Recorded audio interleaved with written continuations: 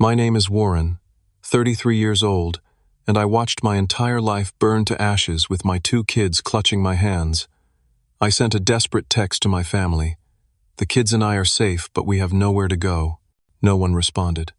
An hour later, my cousin Bradley posted pictures from his pool party with the caption, "Family over everything." 3 weeks later, still homeless and sleeping on my friend's couch, my phone exploded with 88 missed calls and a text from my dad, "Help. $3,900 tonight." Without hesitation, I made a decision that would change everything. Before I continue this story, let me know where you're watching from in the comments below. Hit that subscribe button and like this video if you've ever felt abandoned by the people who should have been there for you the most. Life before the fire wasn't perfect, but it was stable. I had carved out a decent existence for my 2 children, 7-year-old Sophia and 5-year-old Liam, in our modest 2-bedroom apartment on the east side of town. The divorce from Jennifer had been finalized 18 months prior, and though the custody arrangement gave me the kids Monday through Friday with Jennifer taking weekends, she had slowly reduced her time with them to just occasional Saturdays. I worked as a construction manager for Riverside Development, putting in 45 to 50 hours weekly to keep food on the table and maintain the roof over our heads.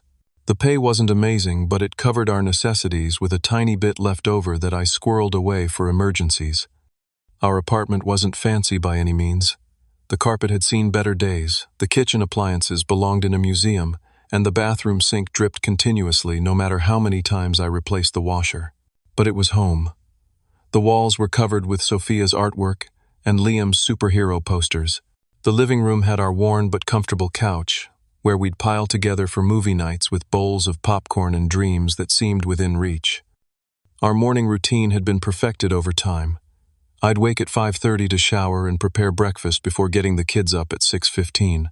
Sophia was always easier to rouse than Liam, who required multiple gentle shakes and promises of chocolate milk to extract from his superhero bedding. We'd eat breakfast together, a sacred time when I'd ask about upcoming school activities or what they wanted to do over the weekend. Then it was the organized chaos of brushing teeth, finding missing shoes, and making sure homework folders were packed before dropping them at school by 7:45 and racing to the construction site by 8:15. The layoff came without warning. Riverside Development lost their main financial backer, and suddenly 20% of the workforce was cut.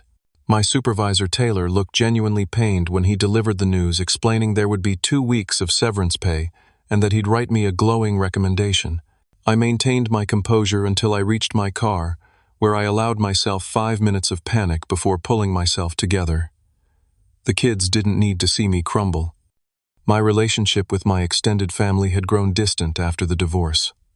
My father, Richard, had made it clear he thought I should have tried harder to make the marriage work despite Jennifer's infidelity. My relationship with him had always been complicated. He was the type of man who called only when he needed something, usually money, to cover gambling debts or investments that never materialized. My cousin Bradley, my aunt's son, had once been like a brother to me growing up, but success in real estate had changed him. His social media became a catalog of material possessions and shallow relationships with occasional family gatherings where everyone pretended to be closer than they actually were. The small emergency fund I had built up began evaporating as I sent out resumes and took any odd construction jobs I could find. I was determined not to let the kids feel the financial strain. When Sophia needed new shoes for school, I skipped lunch for a week to afford them. When Liam had a field trip that required a $20 fee, I sold my prized collection of vintage tools that had belonged to my grandfather. The irony doesn't escape me now that just 1 week before the fire I had sat both kids down for our seasonal safety talk. We practiced our escape route from the apartment, reviewed where to meet outside if separated, and how to call 911. Sophia had rolled her eyes, having heard it all before, but Liam had been enthusiastic, treating it like a game. "Dad, if there's a fire, I'll help Sophia get out too," he had promised with the innocent confidence of a 5-year-old. "That's good, buddy, but remember, Daddy helps both of you first. Your only job is to follow me, okay?" I'd responded, ruffling his hair. Little did I know how soon we would put that plan into action. The night before the fire had been completely ordinary. We ate spaghetti for dinner, the kids' favorite. Liam had spilled his milk twice. Sophia had proudly shown me her math test with a bright red A. circled at the top. We watched an episode of their favorite cartoon before baths and bedtime stories. I kissed them both goodnight, checked that the front door was locked and collapsed onto the couch to search for job listings until my eyes grew heavy. It was the last normal night we would have for a very long time. The smoke alarm's piercing wail jolted me from a deep sleep at 2:14 in the morning. For a split second, my groggy mind thought it was my alarm clock, but the acrid smell of smoke instantly cleared the fog of sleep. I launched from the couch where I'd fallen asleep watching job search videos, my heart hammering against my ribs. "Sophia, Liam," I screamed, already moving toward their shared bedroom. The hallway was hazy with smoke that seemed to be pouring from the building's shared wall with the apartment next door. The doorknob to the kids' room was warm, but not hot. I flung it open to find both children already sitting up in bed, confusion and fear etched on their small faces. Daddy Liam's voice trembled. "Is it a real fire?" "Yes, buddy. We need to go right now. Remember our plan." I kept my voice as steady as possible while adrenaline surged through my system. I grabbed Sophia's hand and directed her to hold on to Liam, then snatched the blanket from her bed to wrap around them. "Stay low, cover your mouths, and follow me," I instructed, demonstrating by crouching down. The smoke was thickening rapidly, making my eyes water and throat burn. We moved as quickly as possible through the apartment toward our front door. The heat was intensifying, and I could hear the ominous crackling of flames from somewhere in the walls. The wooden floor was hot beneath my bare feet as we reached the front door. I pressed my palm against it, cool enough to touch. With a prayer of thanks, I unlocked it, and we spilled out into the hallway. The scene was chaos. Other residents were emerging from their apartments, some coughing, others shouting for family members. The building's alarm system was now blaring, adding to the disorientation.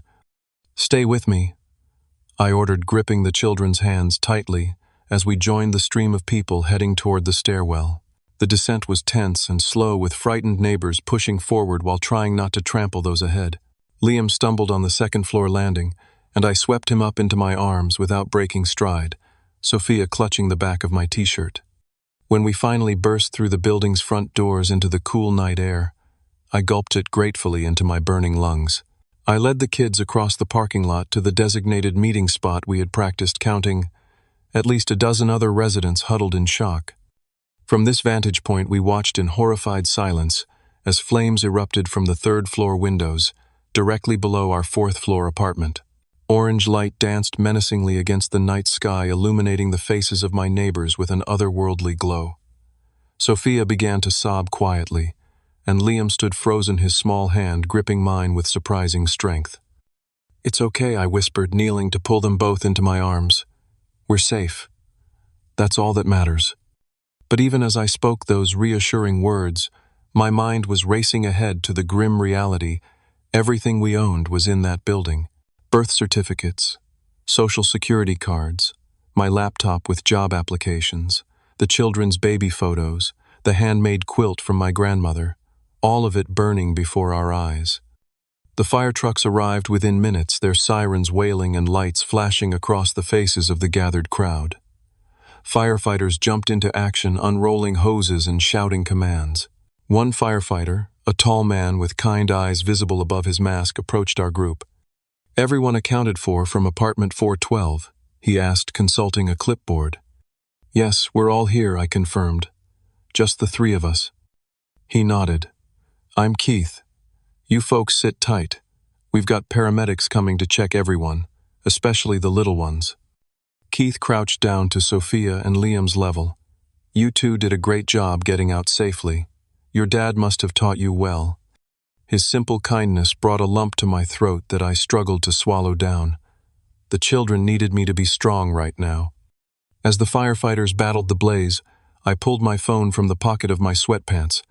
Thankfully, I had grabbed it from the coffee table out of habit when the alarm sounded. With shaking fingers, I typed out a message to our family group chat that included my father, my two uncles, my aunt, and Bradley. "Our apartment building is on fire. The kids and I are safe, but we have nowhere to go. Could someone please come get us?"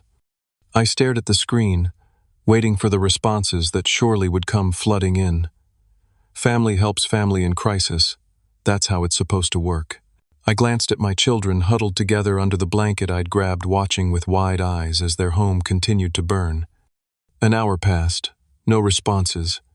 The paramedics arrived and checked us for smoke inhalation. They recommended we go to the hospital for observation, but with no health insurance since the layoff. I declined, assuring them we were breathing fine.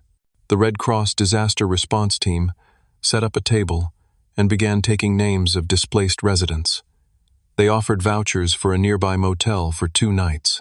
I accepted gratefully, but knew it was merely postponing the inevitable question, where would we go after that? With the children drowsy but too wired to sleep, we walked to a 24-hour diner 2 blocks away. They shared a plate of pancakes while I made calls. The insurance company was first, only to discover that my renter's insurance had lapsed 3 weeks prior when the automatic payment failed due to insufficient funds. I had meant to pay it manually but had forgotten in the stress of job hunting. As dawn broke, casting pale light through the diner windows, I checked my phone again. Still nothing from family. But there was a notification from Instagram. Bradley had posted new photos just an hour after my desperate text. They showed a pool party at his new house, complete with a barbecue, cocktails, and smiling faces, including my father, aunt, and uncles. The caption read, "Family over everything. Sunday, fun day, with the people who matter most." The betrayal hit me like a physical blow. While we sat in a diner homeless and in shock, they were celebrating together, phones undoubtedly in pockets, or on tables where my message had been received, read, and ignored. I paid for the kids' breakfast with my nearly maxed-out credit card and led them to the motel. As they finally fell asleep on the sagging mattress, I sat in a plastic chair by the window watching the sun rise on our new reality, feeling more alone than I ever had in my life. The Red Cross motel voucher bought us 2 nights of shelter, but reality came knocking persistently on the 3rd morning. Sophia and Liam remained remarkably resilient, treating our situation like an unexpected vacation, though I caught moments when their smiles faltered, especially when Sophia realized her treasured stuffed rabbit, to a gift from her grandmother before she passed, was gone forever. "When can we go home?" Daddy Liam asked over the complimentary continental breakfast chocolate milk, leaving a mustache on his upper lip. I swallowed hard before answering. "Our apartment is gone, buddy. We need to find a new home." His small face scrunched in confusion. "But where will we go today?" That question haunted me as I packed our meager possessions, just the clothes on our backs and the emergency toiletries provided by the Red Cross. I had exactly $322 in my checking account, a credit card with a remaining available balance of $400 and no income. Our first stop was the apartment building, where a meeting had been called for all residents. The landlord, Raymond, a perpetually harried man with thinning hair and a permanent scowl, addressed the crowd gathered in the parking lot. "The fire marshal has determined the cause was electrical wiring in the east wall," Raymond announced, reading from a clipboard. "The building is condemned until repairs can be made, which could take 6 to 8 months.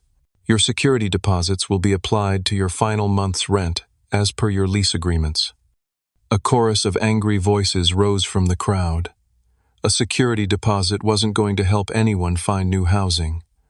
I raised my hand. "What about our belongings? Can we retrieve anything?" Raymond sighed as if I'd asked an unreasonable question. "The 4th floor is completely destroyed. 3rd floor has severe water damage.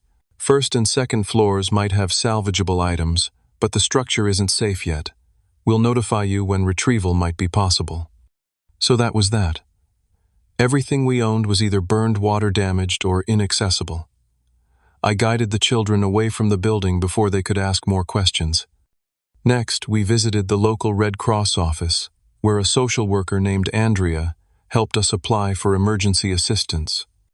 "Do you have family you can stay with temporarily?" Andrea asked kindly, her eyes taking in the children's smoke-scented clothes. "No," I replied flatly, not wanting to elaborate on the pool party betrayal. "Friends, perhaps." I hesitated. There was Marcus, my closest friend from the construction company. We'd worked together for 5 years before the layoffs.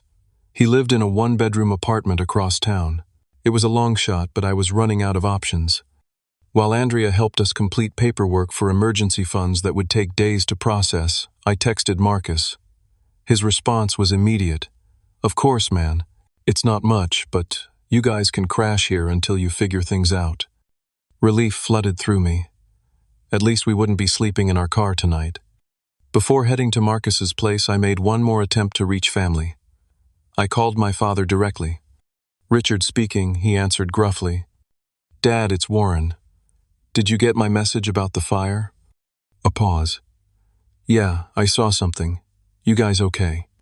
"We're alive, but we lost everything. We need a place to stay." Another longer pause. "Well, son, you know I'd help if I could, but my place is being renovated. Contractors everywhere. Not safe for the kids."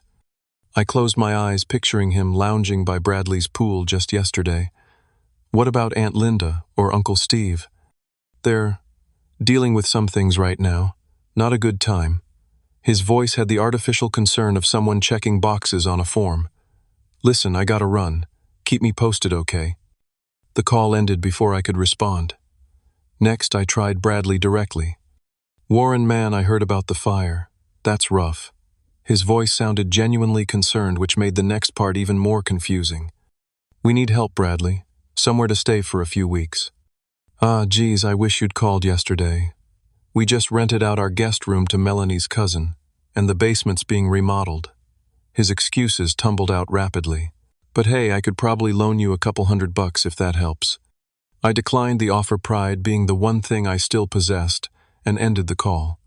Marcus's apartment was a third-floor walk-up in a building that had seen better decades, but it was clean, and most importantly, not on fire. He greeted us with awkward hugs, and showed the kids his collection of action figures to break the ice. "The couch pulls out," he explained, demonstrating the mechanism. "It's not the Ritz, but it's yours as long as you need it." That first night after the kids were asleep on the pull-out couch, Marcus and I sat at his small kitchen table, voices lowered. "I can't believe your family bailed on you," he said, shaking his head. I showed him Bradley's Instagram post. His eyes widened. "That's cold, man. Ice cold." "They've always been like this," I admitted. "I just never needed them this badly before, so it was easy to ignore." The next morning, I began the process of rebuilding our lives. I updated our address with the children's school, explaining our situation to the administration. The guidance counselor, Mrs. Patterson, promised to keep an eye on them and offered donated clothes from the school's emergency closet. I spent hours on the phone with the insurance company, who eventually agreed to a minimal payout due to policy circumstances. It wouldn't arrive for weeks. Days stretched into a week, then two. I picked up small construction jobs through former contacts, earning just enough to contribute to Marcus's grocery bill and keep gas in my car. Every night I searched apartment listings, finding nothing we could afford. Meanwhile, my family's social media continued to flaunt their comfortable lives. Aunt Linda posted about donating to a homeless shelter. "So important to help those in need," she wrote beneath a photo of herself handing over a bag of clothes. Uncle Steve shared a meme about the importance of family support. My father posted nothing. He rarely did, but Bradley tagged him in photos from a fishing trip. "Family bonding time with the old man." The caption read, showing them with expensive gear on a boat that probably cost more than a year's rent. The children adapted as best they could, but signs of strain appeared. Sophia's teacher called to say she'd fallen asleep in class twice that week. Liam had a meltdown when he couldn't find his favorite toy car, only to remember it had burned in the fire. Each night they would squeeze onto the pull-out couch, while I made a pallet on the floor beside them, whispering reassurances. I wasn't sure I believed myself. Marcus was patient, but I could sense his growing unease with our presence. His one-bedroom apartment wasn't designed for 4 people. His morning routine was disrupted by children preparing for school. His evenings, once spent in solitary relaxation, now featured Disney movies and children's bedtime routines. By the 3rd week, I was barely holding it together. My credit card had maxed out on necessities like school supplies and clothes for the kids. The small jobs barely covered food and gas. I'd applied for every construction position within 50 miles but had received only 2 interviews, both ending with "we'll call you." I was living a double life, cheerful, optimistic dad by day, panicked, sleepless job, hunter by night. My reflection in Marcus's bathroom mirror showed a man I barely recognized, hollow-eyed, unshaven, with new lines etched around my mouth from forced smiles and swallowed words. That's when my phone sitting on Marcus's kitchen counter, while I prepared the kids' lunch, began vibrating uncontrollably. After weeks of silence from family, suddenly there were 88 missed calls from my father, followed by a text that made my blood run cold. Help. 3-900 tonight.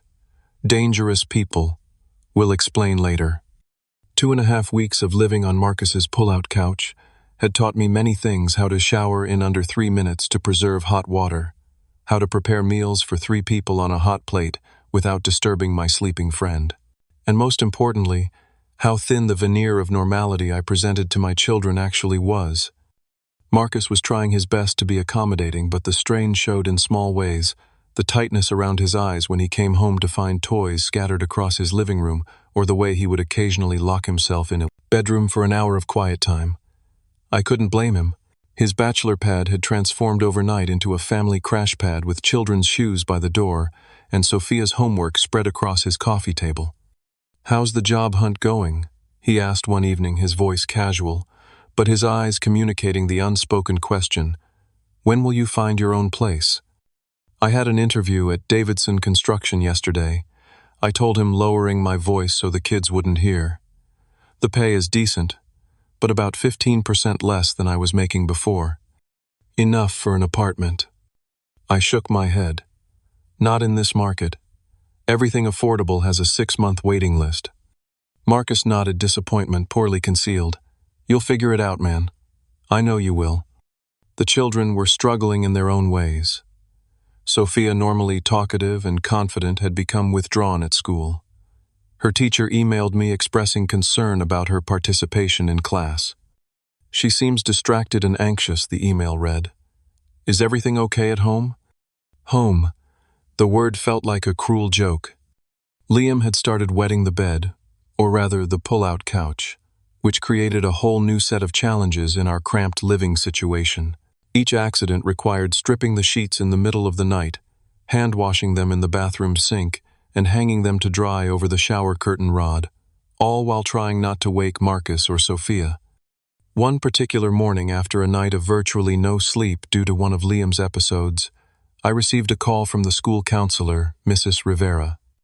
"Mr. Matthews, I've been speaking with both your children's teachers, and I'm concerned," she began. "They're showing signs of trauma response. Liam had a panic attack during the fire drill yesterday, and Sophia has been drawing some concerning pictures during art therapy." My chest tightened. "What kind of pictures?" "Dark houses with flames. People standing outside looking sad. One drawing showed 3 stick figures sleeping in a car." I closed my eyes, leaning against the wall of the laundromat where I was washing our clothes. "I'm doing my best," I said, hating how defensive I sounded. "We're in a temporary situation after the fire." "I understand," Mrs. Rivera's voice softened. "We want to help.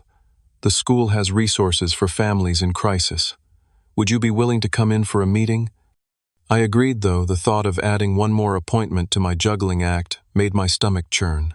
Every day was a carefully orchestrated schedule of dropping the kids at school, working whatever construction gig I could find, picking them up, preparing dinner in Marcus's tiny kitchen, helping with homework, and then staying up late, applying for jobs and apartments. The insurance company finally called with their decision, a payout of $2,800 for our belongings. The representative explained this was based on depreciated value, not replacement costs, since my policy had lapsed and been reinstated after missing just one payment.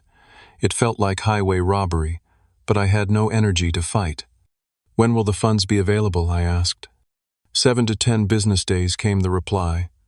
I thanked her with forced politeness and hung up. $2,800 wouldn't even cover first and last month's rent on a decent 2-bedroom apartment, let alone replace everything we'd lost. But it was something, a life raft in an ocean of uncertainty.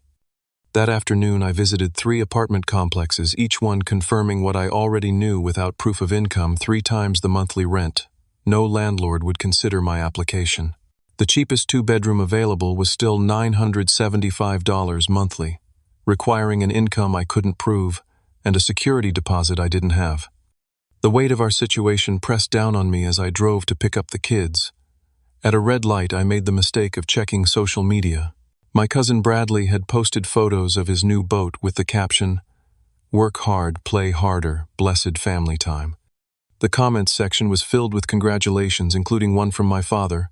"Proud of you, son. That's how it's done." The light turned green, but I sat frozen, staring at my phone until a horn blared behind me. The contrast between Bradley's reality and mine felt surreal. While I was counting quarters for laundry and rationing food to stretch our budget, my family was celebrating luxury purchases and completely ignoring our plight. That evening, after the kids were asleep, I sat on Marcus's balcony, allowing myself a rare moment of breakdown. Silent tears tracked down my face as I considered our options, each one more desperate than the last. Could we live in my car until the insurance money came through? Would a shelter be better for the kids than continuing to impose on Marcus? Should I swallow my pride and beg my ex-wife to take the children temporarily, even though she'd made it clear her new boyfriend didn't want them around? My deteriorating physical condition wasn't helping matters. Stress had manifested as persistent headaches and insomnia. I'd lost 12 pounds in 3 weeks, my clothes hanging loose on my frame. The manual labor jobs I was picking up left my body aching, unused to such constant physical strain after years in management. A small victory came the next day when I received a call from Wellington Builders offering me steady part-time work, 25 hours weekly, at $18 per hour. It wasn't enough for an apartment, but it would help us tread water while I continued searching for full-time employment. That night, Sophia asked the question, "I'd been dreading, Dad, when can we go home?" "I miss my room." I pulled her close, breathing in the scent of her hair. "We're going to get a new home soon, sweetheart. One that's even better than before. Will it have my own room? I'm tired of sharing the couch with Liam. He kicks in his sleep." "I'm going to do everything I can to make that happen," I promised, careful not to make guarantees I couldn't keep. Later, sitting in my car in the parking lot of a 24-hour grocery store, I finally allowed myself to fully break down. The sobs came from deep within my body, shaking with the force of emotions I'd been suppressing for weeks. I pounded the steering wheel in frustration, cursing the faulty wiring that had started the fire, the family that had abandoned us, and my own inability to fix our situation faster. When the storm passed, I wiped my face, took a deep breath, and drove back to Marcus's apartment where my children slept, believing their father could solve any problem, fix any crisis. I couldn't let them down no matter what it took. By the 23rd day after the fire, our situation had reached a critical juncture. That morning, Marcus had made coffee and sat across from me at his small kitchen table while the kids were getting dressed. "Warren," he began, his voice. "Careful, you know. You guys can stay as long as you need to, but have you thought about other options? Maybe reaching out to Jennifer again." Though his tone was gentle, the message was clear. Our welcome was wearing thin. I couldn't blame him. His generosity had already extended far beyond what most friends would offer. "I have that interview today at Grayson Construction," I told him. "If it goes well, we might be able to get our own place by the end of the month." Marcus nodded, but his expression remained doubtful. We both knew the reality of the housing market and my financial situation. After dropping the kids at school, I returned to the apartment to prepare for my interview. My phone had been unusually busy that morning, buzzing with calls from debt collectors. The credit card company wanted payment. The medical billing office from our last pediatrician visit was threatening collections. Each voicemail added another brick to the wall of anxiety closing in around me. I dressed in my only presentable outfit, slacks, and a button-down shirt I'd purchased from a thrift store with Marcus's help. They didn't fit perfectly, but they were clean and professional enough for a construction management interview. Before leaving, I checked my email to find a message from the Public Housing Authority regarding my emergency application. "After reviewing your documentation, we regret to inform you that your application cannot be processed due to incomplete paperwork. Your income verification forms are missing required signatures." Another door closed. I had completed those forms at 2 in the morning, after a 14-hour day, my eyes burning with exhaustion. Apparently, I'd missed a signature line somewhere in the 20-page document. The thought of sleeping in my car with the children was becoming less abstract and more like an imminent reality. I could almost visualize it. Sophia and Liam curled up in the back seat under blankets, asking questions I couldn't answer while I reclined uncomfortably in the driver's seat, one eye open for security guards who might chase us from whatever parking lot we found. With these thoughts weighing heavily, I drove to Grayson Construction for my interview. The company had a solid reputation, and the position was for a site manager overseeing residential projects, exactly my area of expertise. The starting salary mentioned in the job posting would be tight, but potentially enough for a small two-bedroom apartment in one of the outlying suburbs. Harold Grayson himself conducted the interview, a gruff man in his 60s, with calloused hands and keen eyes that missed nothing. "Your experience is impressive," he noted, reviewing my resume. "Why'd you leave Riverside?" "Layoffs due to lost financing," I explained. 20% of the workforce was cut. He nodded. "Heard about that. Tough break." He continued asking detailed questions about my management style, technical knowledge, and availability.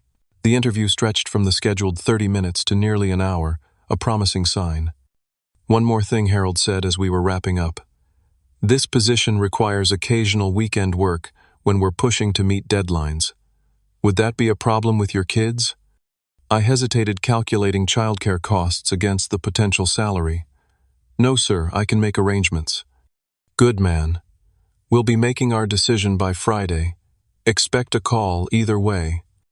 I thanked him and walked out feeling cautiously optimistic. It wasn't a guarantee, but it was the best prospect I'd had since the fire. A small flame of hope flickered to life as I headed to my car.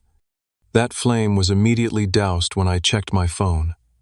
During the interview, my father had called 88 times in the span of 40 minutes.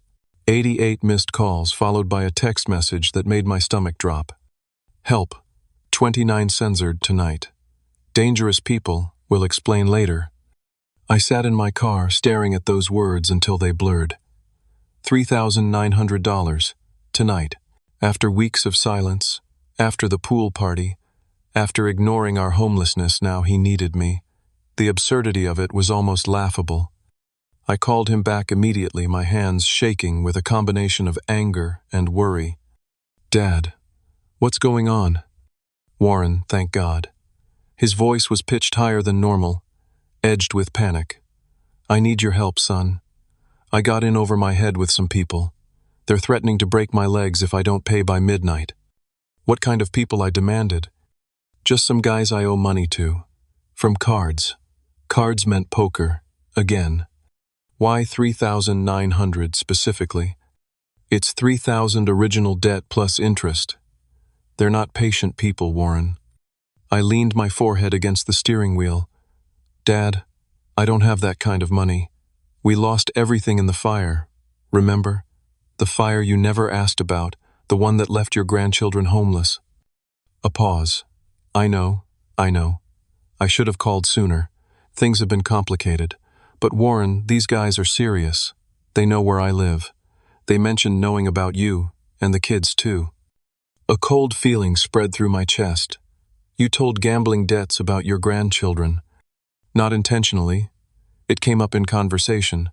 Look, can you help me or not? The insurance must have paid you something." "The insurance money. The $2,800 that was supposed to help us rebuild our lives. Money for a security deposit on an apartment for replacing the children's clothes and school books for getting back on our feet." "I'll think about it," I said finally. "I need to figure some things out." "There's no time to think." His voice rose. "They're coming at midnight." "I'll call you back," I said firmly, and ended the call.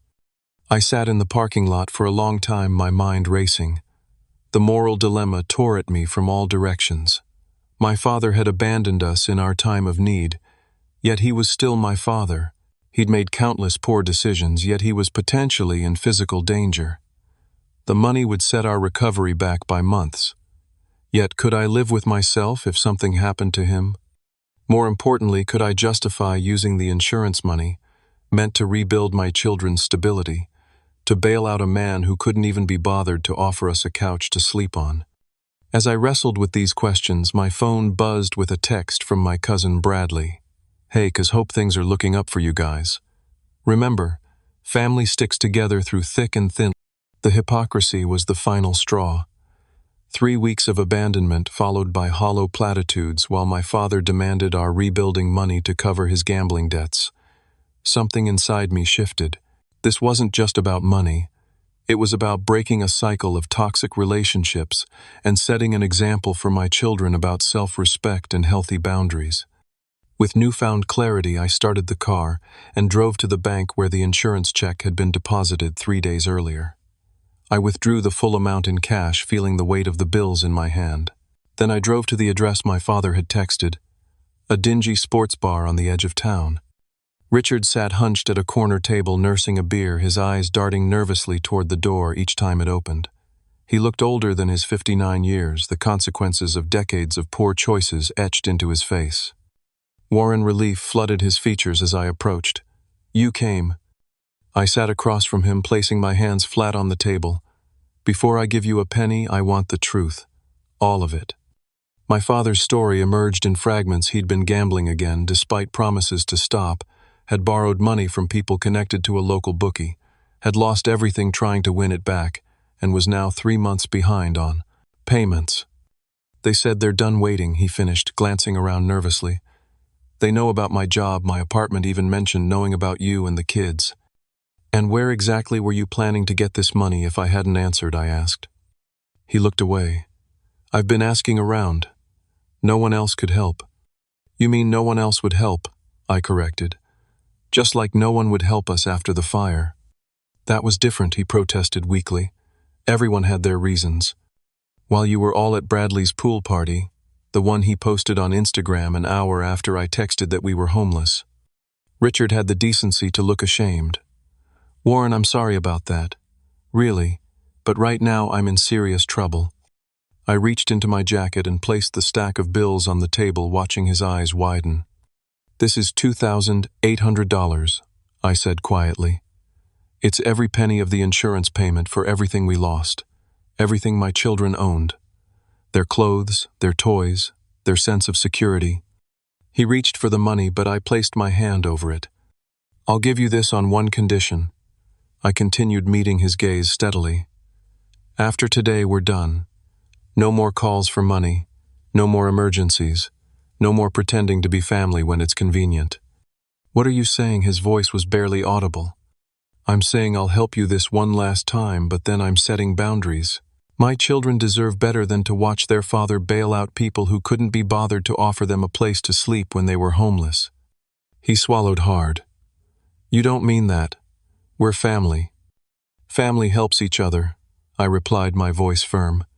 "Family shows up when someone's house burns down. Family offers more than Instagram platitudes about sticking together."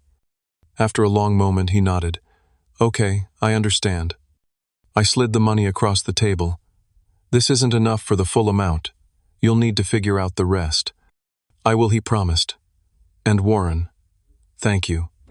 I stood up, feeling strangely lighter, despite the financial setback. "Goodbye, Dad." As I walked out of the bar, I knew I had just changed the course of our family dynamic forever.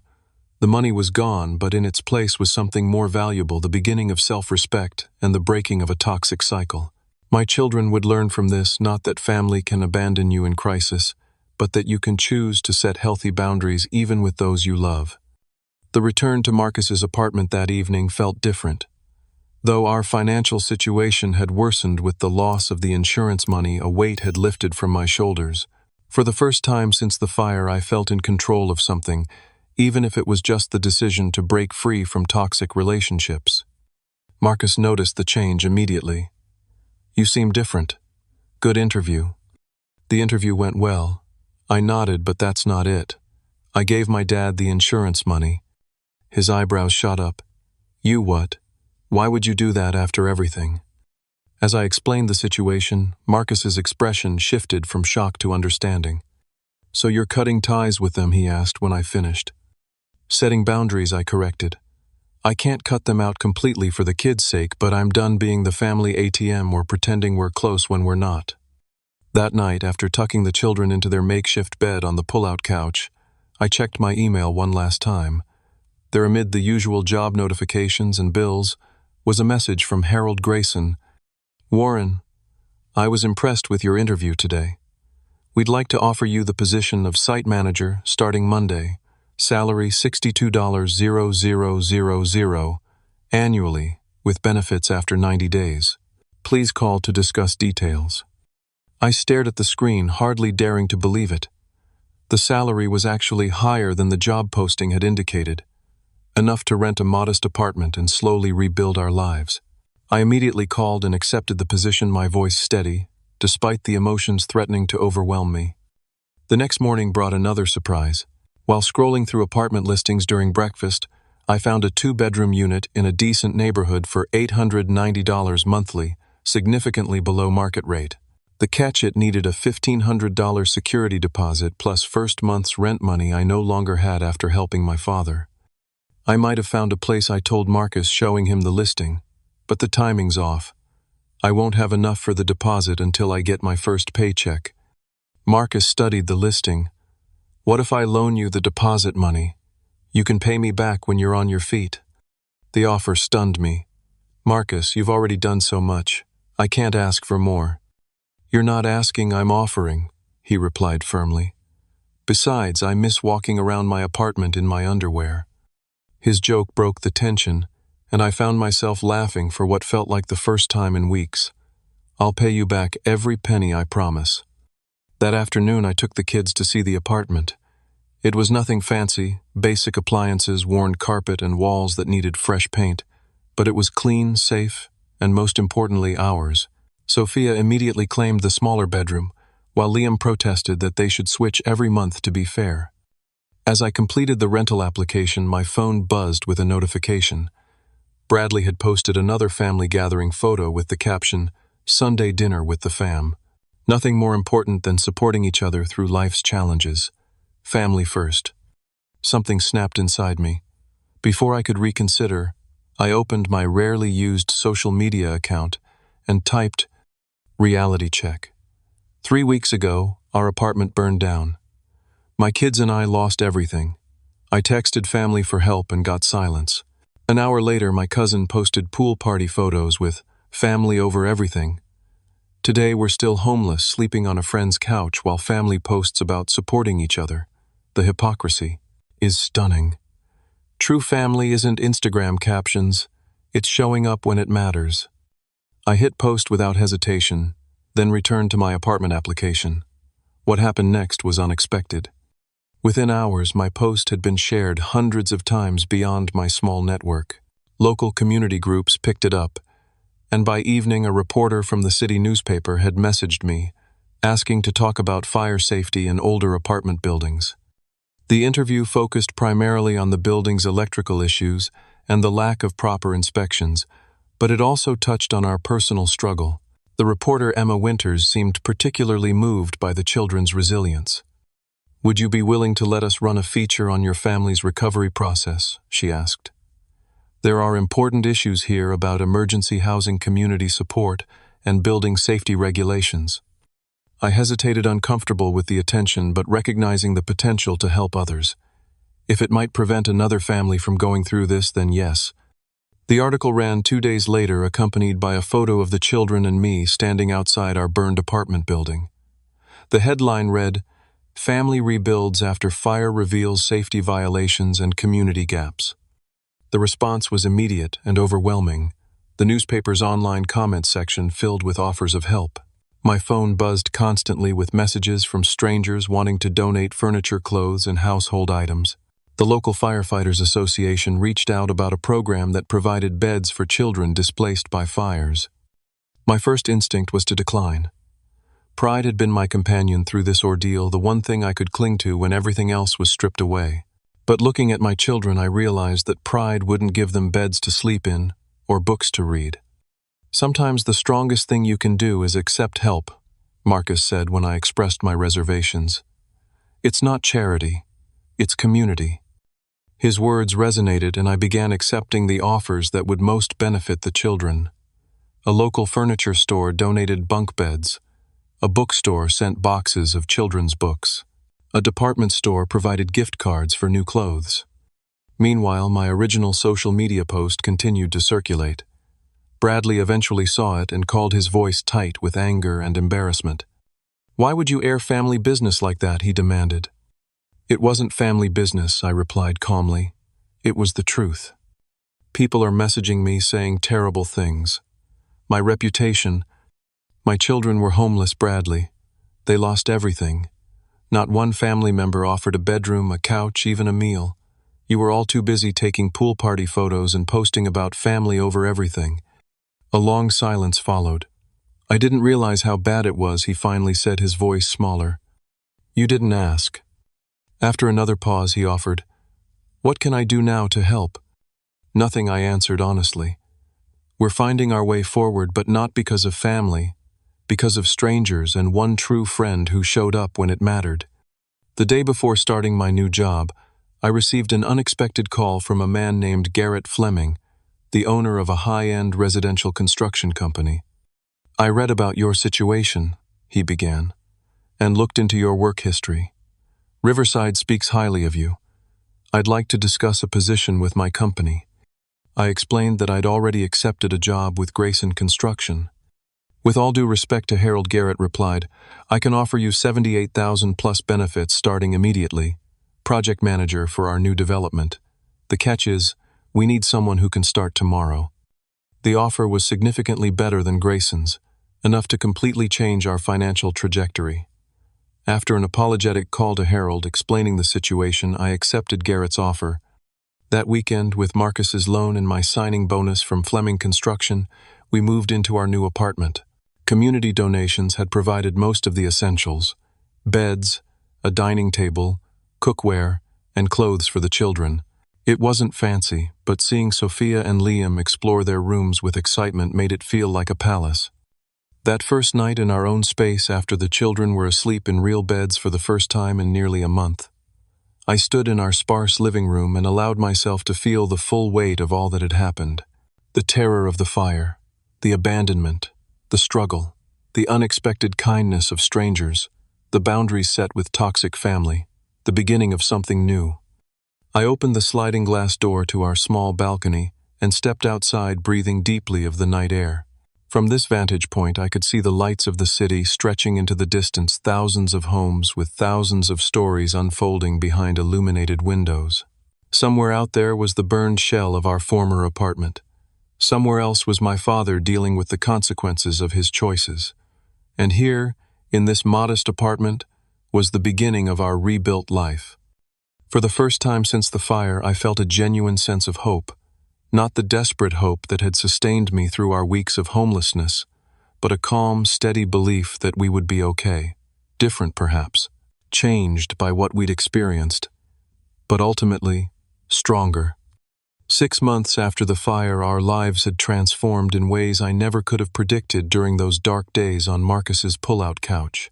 The apartment had become a true home with photographs on the walls, new ones capturing our fresh start, colorful rugs, covering the worn carpet and the comfortable clutter of a family living fully. My position at Fleming Construction had proven to be more than just a job. It was a career advancement that would have taken years to achieve otherwise. Garrett had become not just a boss but a mentor, teaching me aspects of the business I'd never been exposed to before. "You have a good eye for detail," he commented one afternoon as we toured a nearly completed luxury home. "And the crew respects you. That combination is rare." The children had settled into a new routine. Therapy had helped them process the trauma of the fire and homelessness. Sophia's nightmares had subsided, and Liam no longer froze at the sound of sirens. Their resilience continually amazed me. One of my first priorities upon moving into the apartment had been establishing comprehensive safety measures. We had smoke detectors in every room, carbon monoxide detectors, fire extinguishers, and an escape ladder stored under each child's bed. We practiced our emergency plan monthly, and while the children sometimes rolled their eyes at my insistence, they participated without complaint. "Dad, if there's a fire, I grab my go bag and meet you at the big tree," Liam would recite dutifully. No stopping for toys. Each child had a waterproof bag containing a change of clothes, a small comfort item, a flashlight, and a laminated card with important contact information. These bags hung on hooks by their bedroom doors, constant reminders of our experience but also symbols of our preparedness. Our circle of support had expanded beyond what I could have imagined. Marcus remained a constant presence, joining us for dinner every Sunday night. Through a parent support group suggested by the children's therapist, I'd met other single parents navigating their own challenges. These new friends understood the daily struggle in ways my biological family never had. Together we formed a network of practical support, trading childcare, sharing resources, celebrating victories both large and small. When Sophia won her school spelling bee, 6 adults cheered from the audience. When Liam scored his first soccer goal, the sidelines erupted with familiar voices. This chosen family filled the void left by the relatives who had proven themselves unworthy of the title. It wasn't perfect, nothing is, but it was genuine, built on mutual respect and actual support rather than empty social media platitudes. Speaking of family, my father had attempted to contact me several times in the months following our confrontation at the sports bar. His texts followed a predictable pattern, casual greetings that evolved into thinly veiled requests for money. Each time I responded with a simple reminder of our agreement. "I hope you're well, Dad, but as we discussed, I can't provide financial assistance anymore." After the third such exchange, his messages stopped entirely. According to my aunt, who had reached out with a half-hearted apology after my social media post went viral, he had moved in with Uncle Steve temporarily before finding a room to rent from a coworker.